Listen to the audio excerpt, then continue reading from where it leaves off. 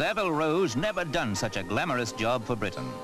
Britain's national theatre stars like Billy Whitelaw of TV fame and Robert Lang are choosing the pure new wool they'll wear on an important overseas tour. Actors and actresses like Sir Michael Redgrave's daughter Lynn are wearing the wool fashions of tomorrow for the first foreign prestige theatre tour they've made. The Men's Fashion Council of Savile Row have sent polished actors like Colin Blakely off on a cultural exchange as ambassadors of next year's Export Elegance. Never has a famous theatre company prepared to go abroad in sartorial splendor such as this.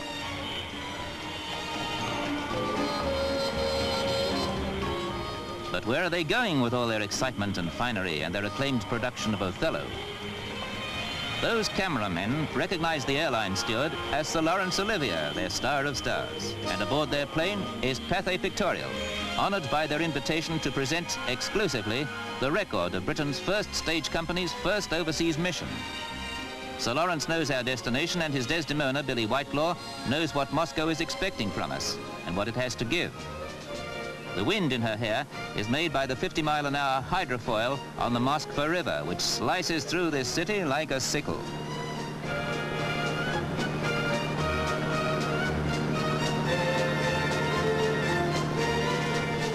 And the Moskva River brings us to the Kremlin and Red Square, the colorful heart of this elusive city. See its towers and domes and spires through these British actors' eyes, who have brought Othello here as their thanks for the Bolshoi Ballet's London visit. If the Kremlin sounds frightening, it looks beautiful. And to the Russians, the focal point of it all is Lenin's mausoleum, where the old revolutionary's body is embalmed and guarded.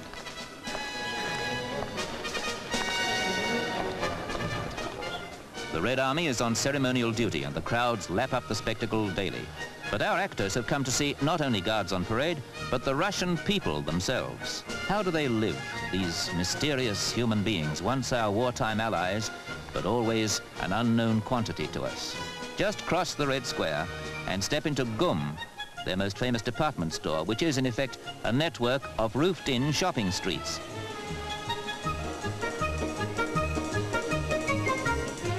Here's a life-size picture of people in a land so vast that it embraces both Siberian ice and the thirsty heat of Samarkand. Watch the shopkeepers manipulate the most ancient computer ever invented, the abacus, and don't dismiss it as something inferior to our cash registers, because it works.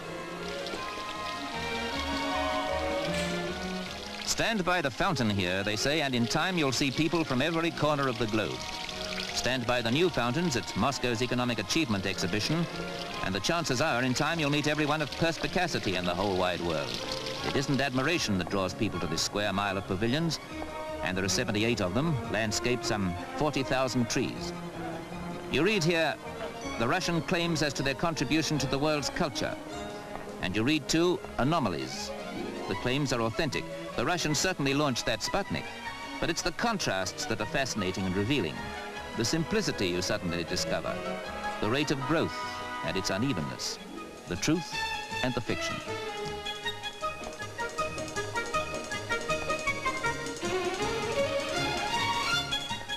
It takes an actor like John Stride for a start to break the language barrier and make memorable contact with a little girl. It takes a master of mime from the West to show what he wants and to turn the baffling business of buying a bun into a human contact. See how it's done.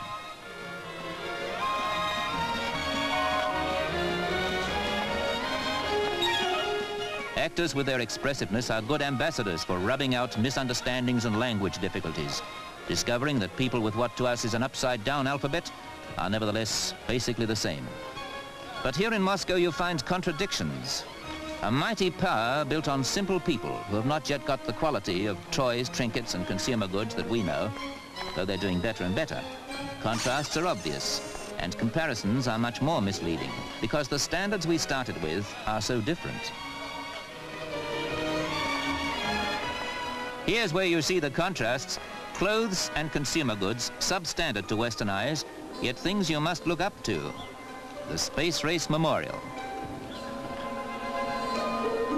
The Russians have made headway in space, yet their main recreation park, in spite of its big wheel, is a depressing imitation of Denmark's Tivoli Gardens and even falls short of London's Battersea Park.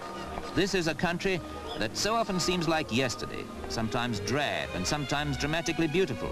A country that sacrificed today for an ambitious tomorrow. For see how they're building. This was empty land 8 years ago. They're hungry for accommodation.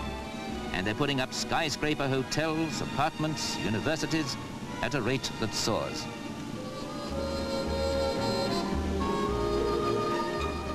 In a way, Moscow's like a new American town with wide, impersonal avenues.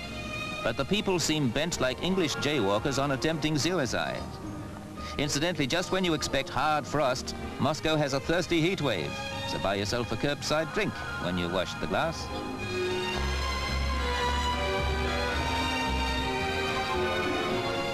Contrasts and contradictions, wonderful and inexpensive telephones, but no such thing as a telephone directory here. Telephone numbers are worth gold dust. What a place the Kremlin is for rubbernecks like our actors. Yes, we're in the Kremlin. It isn't private. It's Moscow's showplace with gold-domed cathedrals, which now are fabulous museums, alongside government offices and the theater where our Shakespeare company performs.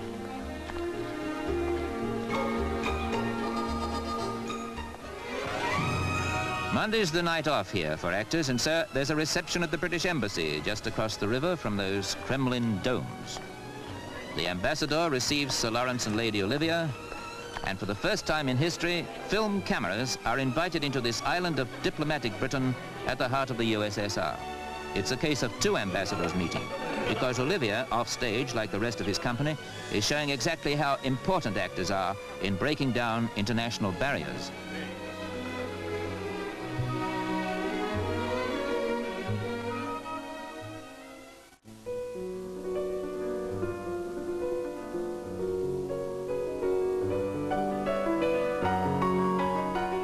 It's relaxing playing the piano.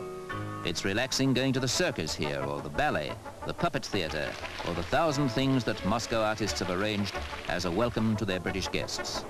On a cultural plane, this cultural exchange is rewarding and complete, as our actor Miles Mallison appreciates.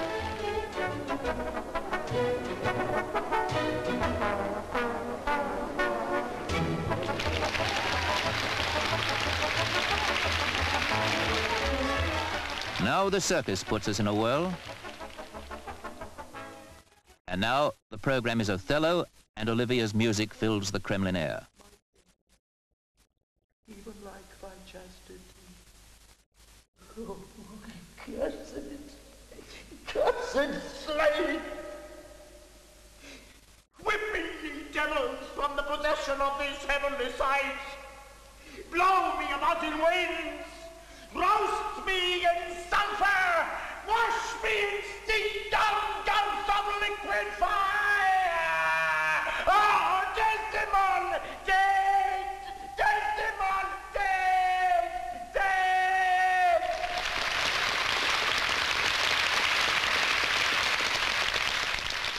Applause, admiration, and a little more mutual understanding. A cultural exchange has reached its crescendo and made its impact.